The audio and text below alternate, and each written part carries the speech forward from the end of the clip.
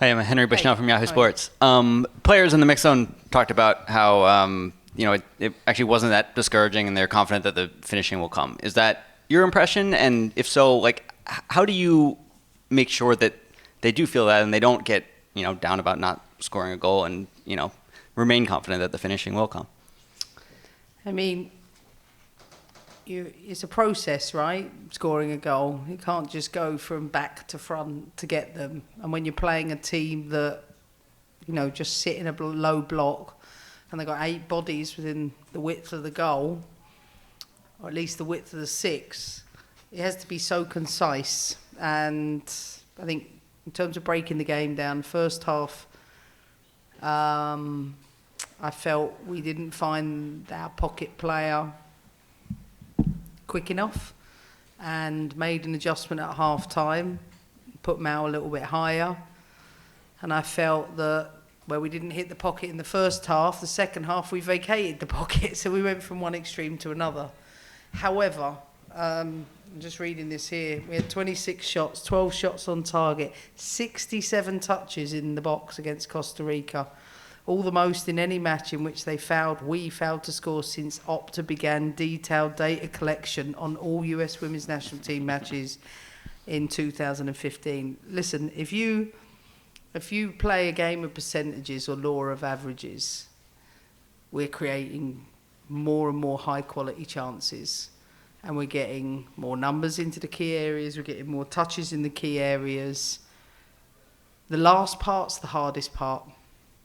And I'm really patient because I've coached teams that have to break blocks down, and it's the hardest thing to do in coaching. And if we didn't create situations tonight, I might say something different, but I really love the intent of the team. They kept going with it.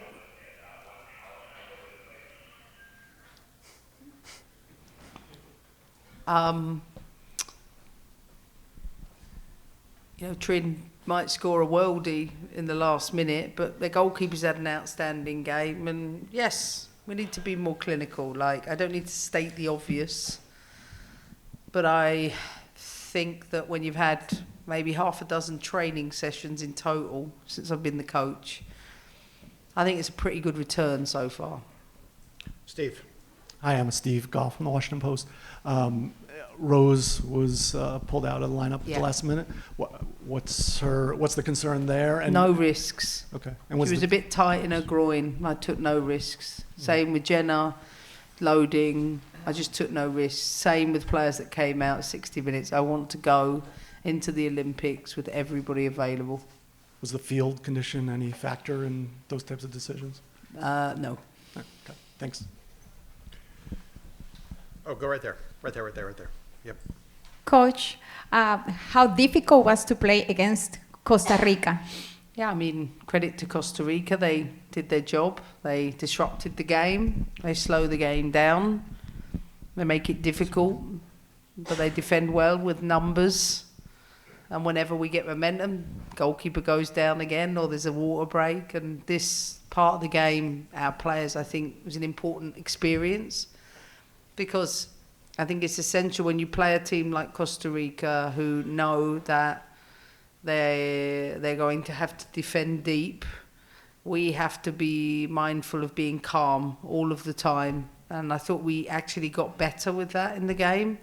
But, credit to Costa Rica. I think they did a really good job to keep it to a 0-0 scoreline. Go ahead. Evening, Coach. Mario Amaya from El Tiempo Latino. I just wanted to ask, what are some of the takeaways that you take from this game heading into your first game against Zambia on the 25th? Well, if we went into Zambia perfect, I'd be worried. I feel the opposite. I think we've had, in the Korea game, the Mexico game, the Costa Rica game, 4 very different exercises. 1, as I said earlier, breaking down a mid-block. 2, breaking down an aggressive mid-block. 3, breaking down a team that beat us in the Gold Cup with more man-for-man marking. 4, breaking down a low block. What great exposures for us as a team. And trust me, there are you have to do different things in different moments to be able to do that.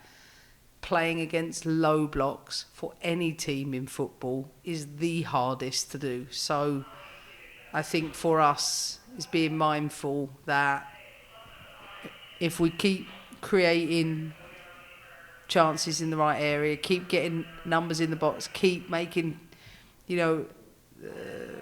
getting as many touches as possible in that area, those goals will come.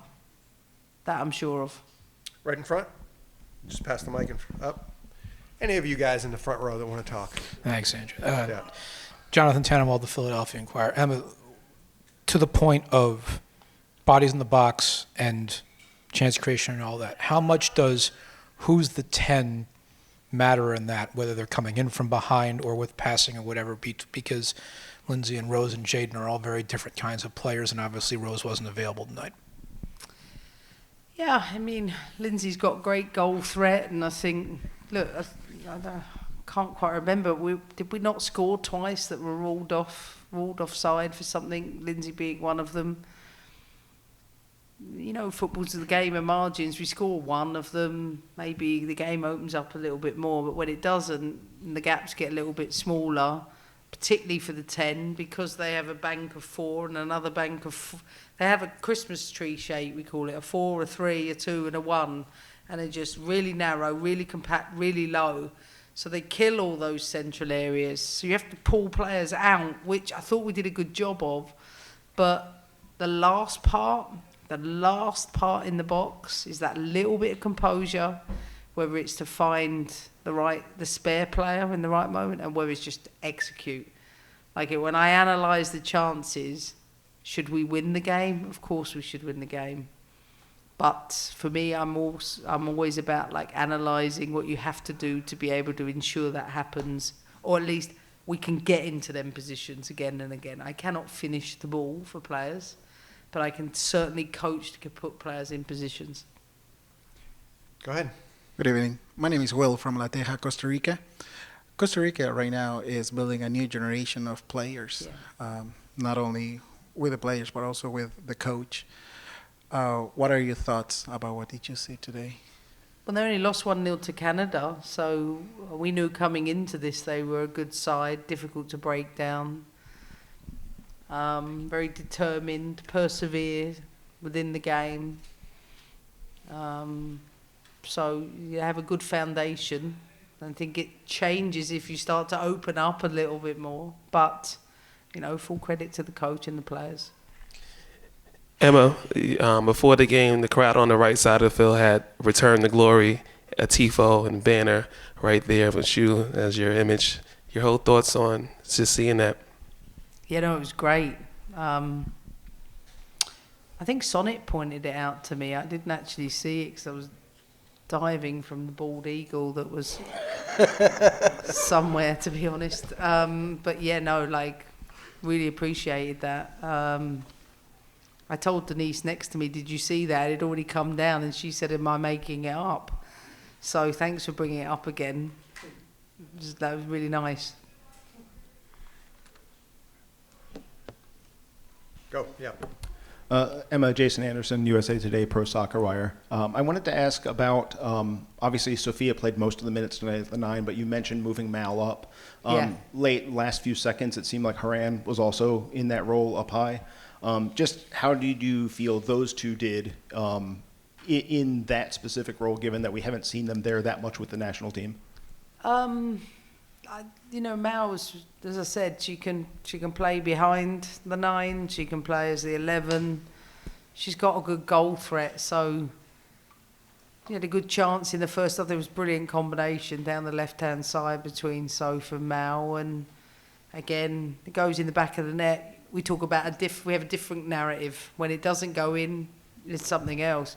For me, it's building the connections, and I can see that there's so much thought and application going in from the players to really work them relationships. And for me, that's what it's more about: relationships, connections, attacking the spaces in the right moments. And Mal is, she's a world-class player. Last two right there, and then right there. Emma, Jose Almania, WTOP. We were just asking Emily Fox about the transition and having you as a coach, and she feels like she's learning a lot more about her position since you've arrived. What are your thoughts on how she and the rest of the back line have adjusted to what you're trying to preach, and where you feel how long it will take before you have a solidified back line? Well, you don't need me to tell you that this team's conceded a lot of late goals, particularly in the last year, and I wanted to stop that first and foremost, like switch on and get our rest defence right so we can do that. I think defensively we've been excellent. You know, we're consistently dominating the ball, and the more you got the ball, it's the best defence you can have for the team. And when you don't have the ball, transition really well into a defensive position so that an opponent can't open you up. I certainly feel like our distances are closer together and it's much harder to get behind us anymore. And I think Tierna, Naomi, Emily have done a really, really good job being consistent in that, and it's the foundation of everything. Defend well first, so I think we look good with that. Last one, go ahead. Hey, I'm Kyle Felcher from CNN. This is a moment, a new era really for U.S. soccer, and you are, like you just said, you just have a few training sessions under your belt with this team. What has this challenge been like, getting this group to gel and to get to know these players ahead of Paris? Easier than I thought, but as always, I'm a coach. I want more time on the grass. I want to do this, I want to do that. Sometimes you see something else and you say, right, we've got to work at that. That's just natural for me as a coach, but I control the controllables. Like, if I've only had half a dozen sessions and 4 games, no problem. Like, I'll make the most of those. And in the sessions we have leading into the Olympics, we'll add another layer to prepare us for the opening game in Zambia. And we have to be patient. There's a lot of young, inexperienced players that are still learning at this level. And yes, it's a new era. Yes, we want to win. But we have to understand there's steps to take to do that. And what I saw tonight, I'm certain we're going in the right direction.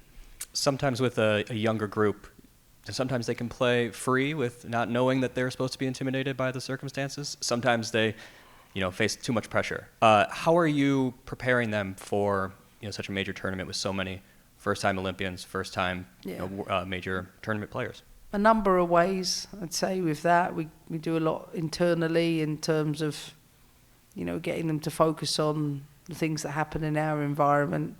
We can't control the keyboard warriors, and for us, we have to realise the privilege to play for USA at the Olympics not only is it the greatest honour for these players, but one that we do not want to waste, and we certainly don't want to waste that with remarks and comments that are happening away from us that